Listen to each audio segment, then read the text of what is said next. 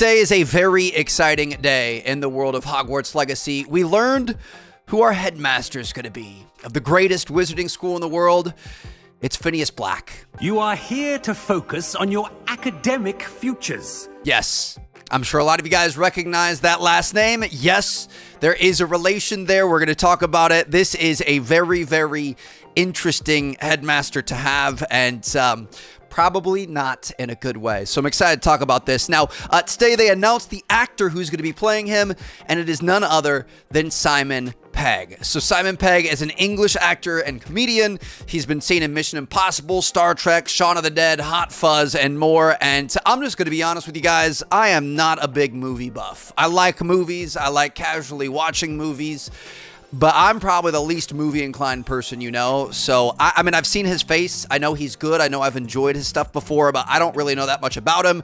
A lot of people are very excited that he was chosen. And most importantly, it seems like he is genuinely excited for the role. I think he is a Harry Potter fan, has been a Harry Potter fan, is excited to be a part of this series. I'm extremely excited to be part of the Harry Potter universe. I watched all those movies and always expected a role. Virtually every British actor has been in the Wizarding World films, apart from me.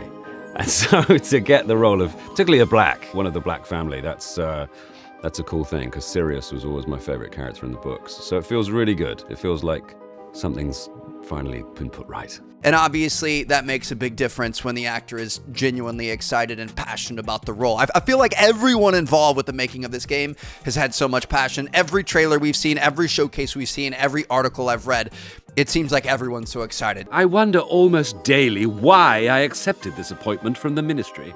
Yeah, he's just a bit of an idiot, really. Let's talk about Phineas Black, all right? Our headmaster at Hogwarts School of Witchcraft and Wizardry. So Phineas is not new. He was referenced in the books and in the movies. Now, keep in mind the game does take place in the late 1800s. The books and movies were about 100 years later in the late 1900s. So he was not alive in these books and movies, but he did have a portrait. He actually had two portraits. One was in Dumbledore's office and one was in Grimmauld Place. Now, the portraits in Dumbledore's office are all the previous headmasters of Hogwarts, and they're basically his advisors. He can look to them for advice and help and things. You know, obviously being a headmaster is not easy. The thing is Phineas didn't really like Dumbledore. He didn't enjoy being an advisor. He thought Dumbledore was a little bit too eccentric. He vehemently disagreed with Dumbledore's Muggle-born beliefs and you know, kind of hated mudbloods and things like that. So he wasn't the biggest fan of Dumbledore. He wasn't the greatest guy, as we're going to talk about in a minute.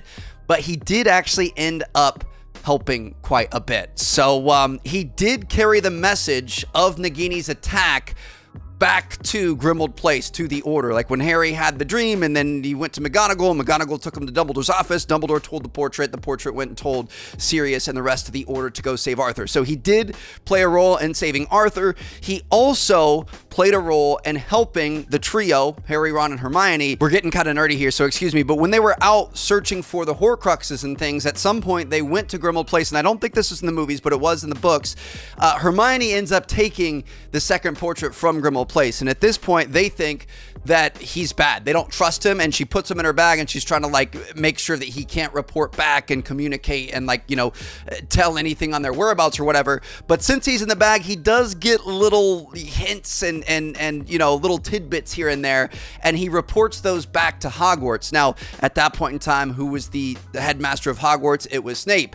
Everyone thought Snape was bad. Turns out Snape was actually good. So he was kind of relaying information back to Snape to be able to help the trio to find the Horcruxes. He's the one that told Snape where they were camping so that Snape could send the Sword of Gryffindor and the Doe to be able to get Ron to meet back up with them and things like that. So he was a bad guy, but he also did some good things. He's kind of a conflicting personality here. Now let's talk about that last name, huh? Black. The Black family. Yes, there is a connection there. He is the great-great-grandfather of Sirius Black. Now, it should come as no surprise, based off of what we've said so far with him not being a fan of Dumbledore, not liking Muggles, that sort of thing.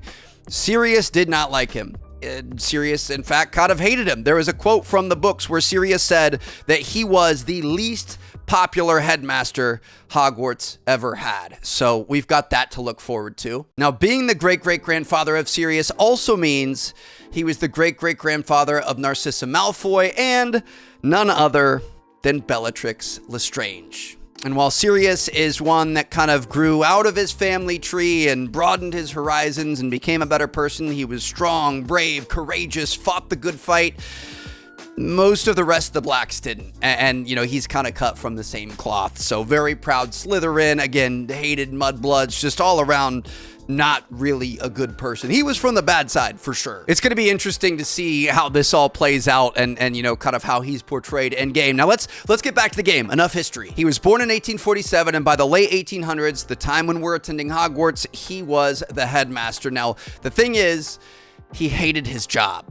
He was described as childish, pompous, self-interested. He's not a good role model. He's not a good teacher. In fact, he doesn't really care about kids. He doesn't care about the education of the kids. He pretty much only took this job because it was cool. Because, you know, Hogwarts is the best school in the world. If you're the headmaster of Hogwarts, you're the, you know, HBIC. He just wanted the prestige. He wanted the clout of being headmaster. He wanted nothing to do with any headmaster duties or taking care of kids or helping or anything like that. So this is going to be really interesting. Headmaster, I'm with a student and my schedule Your schedule will wait indefinitely, as will your student. I don't think he's going to be much of a help. I think he's going to be more of a hindrance than anything. Now, again, like we said, you know, he has been good at times, so I'm sure he's got some redeeming quality about him. Otherwise, he wouldn't have become a headmaster, and he wouldn't be an advisor for Dumbledore later on and things like that. And maybe that's going to be kind of a path that we're going to take. We're going to see him develop as a character. Maybe we can find some sort of a soft spot. Maybe because we're supposed to be this big key to a big mystery to be able to save the world and things, maybe he's going to take a liking to us over the course of the game. Who knows? But it definitely seems like he's not going to be good. He's not going to be very helpful to us. And, you know, maybe that's going to open up some fun opportunities of, you know, sneaking around and sneaking into the headmaster's office and things like that. I don't know. But again, think about how we do have branching storylines and multiple endings and things. So maybe if we decide to be a dark wizard, we can join him over on the Slytherin side of things and take over. I don't know. It's going to be really interesting. But I kind of like this. We don't have a headmaster that's good. You know, obviously Dumbledore is lovable, the best guy in the world, one of the kindest, gentlest, sometimes not so gentle, but just a good soul. You know what I mean?